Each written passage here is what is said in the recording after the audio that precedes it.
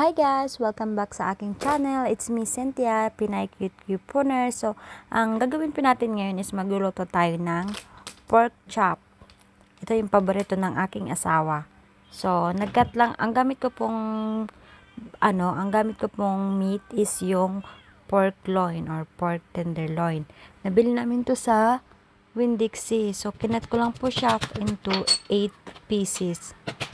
At gumamit ako ng smasher para medyo mabilis siya maluto at manuot yung sarap niya.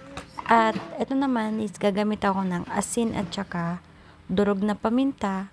Lalagyan ko lang siya ng magkabilaan, himas-himas lang, kabilaan, para medyo mainam naman yung ating ang pork tenderloin, kasi itong gamit nating meat is like parang white meat siya.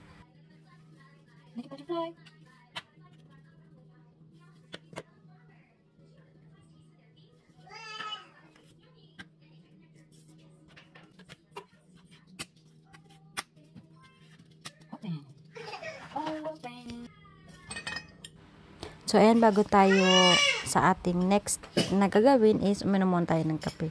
Tsaka kasi, mahilig ako magkape-kape. So, ayan yung gamit ko guys is gagamit ako ng 1/4 na flour, all-purpose flour, at 1/4 din na crispy fry. Paghaluin ko lang to para medyo hindi siya matapang pag crispy fry lang yung medyo matapang ko siya. So, ayan, gagamit ako ng flour.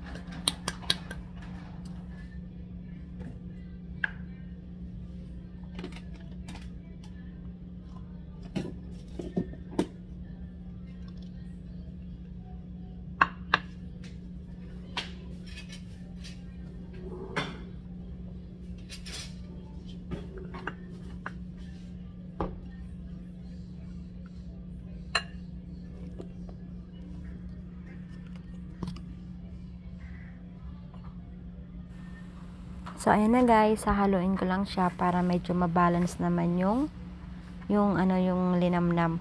Medyo mabalance yung ating crispy fry at saka yung all-purpose flour. Haluin ko lang siya.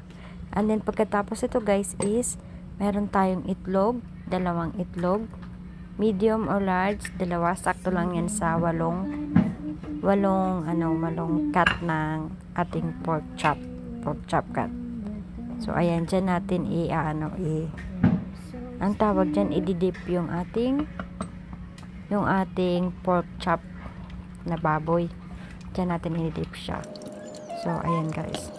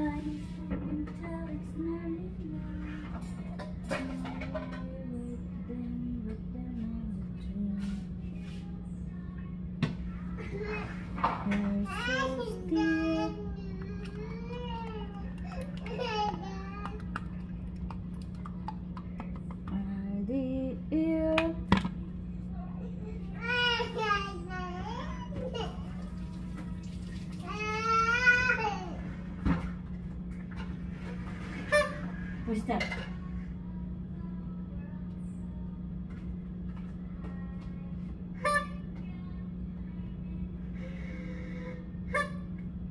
It's your turn.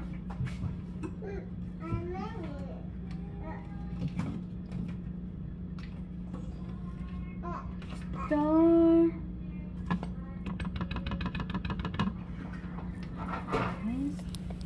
So, ayan na guys, isa-isa na nating ibinabad yung ating pork chop sa itlog para medyo may nanamnaman yung ating baboy na ating pampalasa itlog.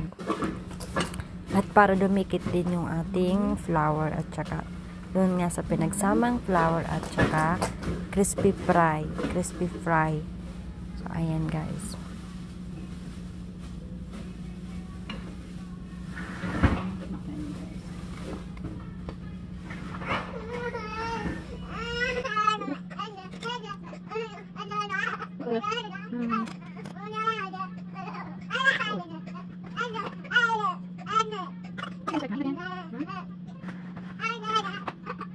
This one, it's ready to fry, guys. It's yummy. That's my pork chop. Ayan na guys. Slow and steady.